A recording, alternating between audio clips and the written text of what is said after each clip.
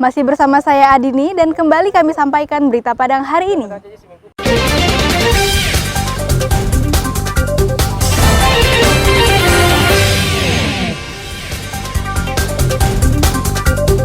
Sebelas tahanan di Polsek Pancung Soal kabur. 2 orang berhasil ditangkap kembali. Karena patah kaki, tersangka kasus korupsi pembangunan gedung kebudayaan tidak ditahan. Mengurangi polusi udara dan dampak perubahan iklim, LSM Lingkungan gelar pelatihan teknologi pertanian di Padang.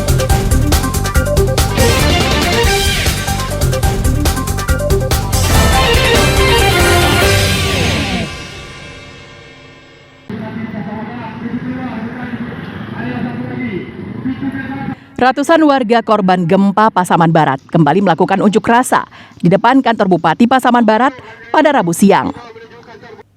Mereka long march dari Jalan 32 Kecamatan Pasaman menuju kantor Bupati Pasaman Barat sambil membawa berbagai spanduk yang mengecam Bupati yang terlalu lama mencairkan dana bantuan korban gempa. Sambil menunggu kehadiran Bupati yang berjanji akan menemui mereka, emak-emak memasak di halaman kantor Bupati. 2 jam menunggu, Bupati Pasaman Barat Hamsuardi akhirnya muncul. Karena situasi memanas, Bupati kemudian mengajak perwakilan warga untuk berunding di dalam kantor Bupati. Hasilnya, Bupati menyepakati untuk mencairkan bantuan gempa untuk rumah rusak berat yang sudah diverifikasi. Ya, sesuai dengan apa yang disampaikan Bupati tadi tentang rusak berat yang berjumlah 1.111, itu verifikasinya mungkin tinggal sekitar 80 rumah lagi ya, rusak berat. Kemudian besok sudah mulai proses pencairan bagi rumah rusak berat yang telah diverifikasi. Prosesnya mulai besok. Ya, itu seperti yang disampaikan Bupati tadi. Menurut Bupati Pasaman Barat, untuk data rumah rusak berat yang masih tertinggal akan diusulkan kembali ke pemerintah pusat dan pemerintah provinsi setelah selesai verifikasi rusak berat yang berjumlah 1.111 unit. Dan dana tadi kita sudah sampaikan kepada masyarakat, insya Allah mulai besok tim kita akan turun ke masyarakat, akan menemui masyarakat, akan mencairkan dana. Tapi bukan berarti langsung besok, karena harus ada dulu perjanjian masyarakat dengan tim kita, apa bentuk pelaksanaan yang dilaksanakan.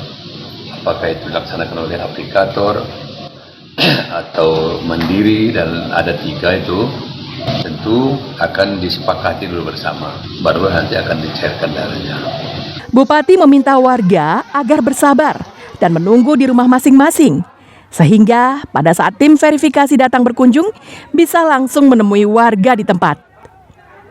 Safatul Ulum melaporkan dari Pasaman Barat.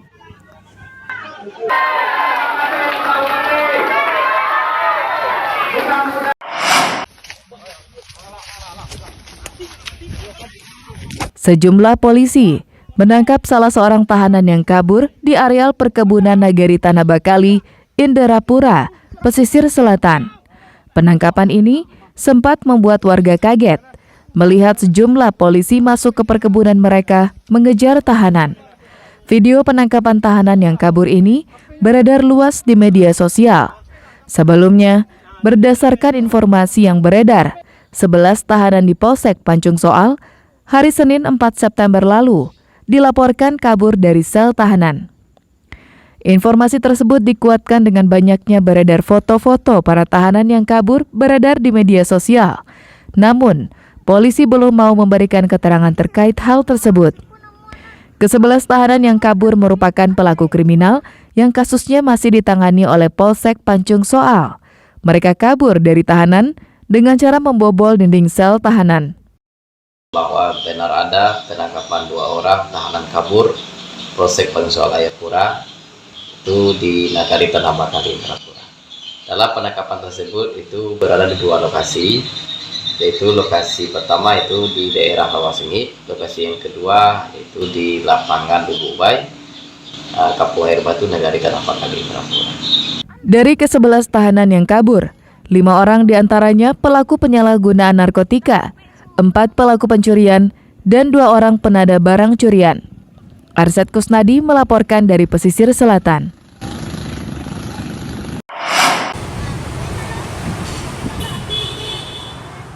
Meski mobil tahanan sudah disiapkan di halaman depan kantor Kejaksaan Negeri Padang, Rabu sore, namun tersangka Al-Kadri Swenda tak jadi ditahan jaksa. Jaksa menangguhkan penahanan tersangka kasus korupsi pembangunan Gedung Kebudayaan Sumatera Barat tersebut karena mengalami patah kaki akibat kecelakaan lalu lintas dan hingga kini masih menjalani rawat jalan. Hal itu dibuktikan dengan rekam medis dari rumah sakit tertanggal 15 Agustus 2023. Tersangka wajib rutin melakukan kontrol 2 kali seminggu di rumah sakit, sehingga tidak memungkinkan untuk ditahan.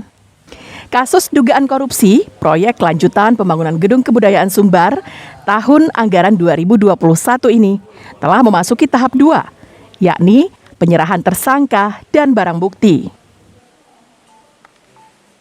Jadi alasan dan tidak dilakukan penahanan, pertama kondisi kesehatan dari si terdakwa AS ini tidak memungkinkan kita untuk dilakukan penahanan, karena dia ada rekam medis dari Rumah Sakit Awal Bros pada tanggal 15 Agustus 2023, kemudian kontrol sekali 2 minggu kecelakaan. Dalam perkara ini, tersangka berperan sebagai direktur sebuah perusahaan yang menjadi kontraktor proyek pembangunan Gedung Kebudayaan Sumatera Barat. Tim penyidik menjeratnya dengan pasal 2, pasal 3, dan pasal 9, junto pasal 5 Undang-Undang Tipikor. Hasil pemeriksaan BPKP, negara mengalami kerugian hingga 731 juta rupiah. Modus yang ditemukan dalam kasus korupsi ini adalah pembangunan tidak sesuai perencanaan, sehingga menyebabkan proyek yang sedang dikerjakan menjadi terbengkalai. Hingga saat ini, Kejari Padang masih menetapkan 1 orang tersangka, namun tidak menutup kemungkinan ada tersangka lainnya. Robiham melaporkan dari Padang.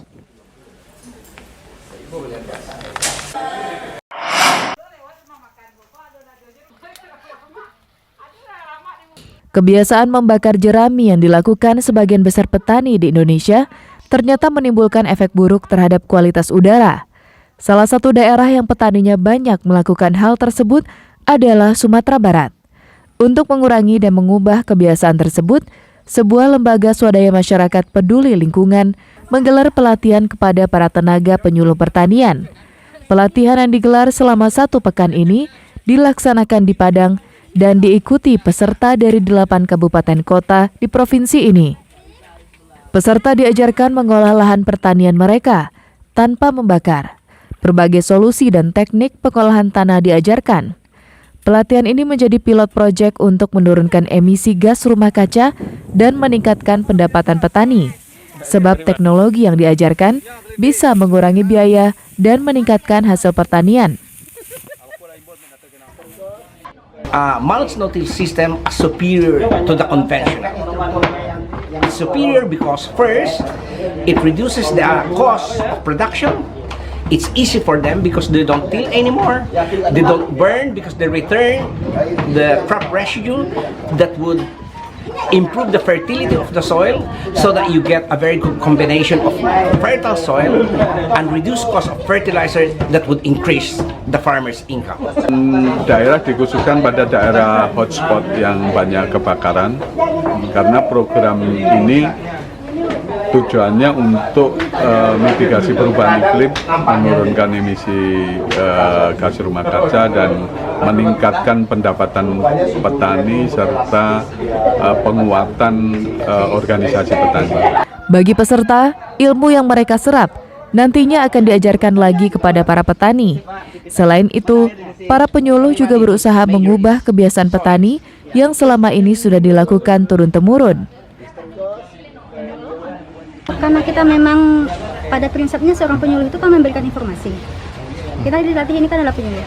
Penyuluh itu memberikan informasi kepada petani berupa teknologi. Nah, ini kan salah satu teknologi. Nah, teknologi itu harus kita sampaikan. Nanti di bawah bagaimana prosedurnya berjalan, kita akan coba untuk melakukan itu terus. Kira-kira berat nggak? Kalau untuk kami penyuluh, karena selalu berkomunikasi dengan petani, tidak ada yang berat.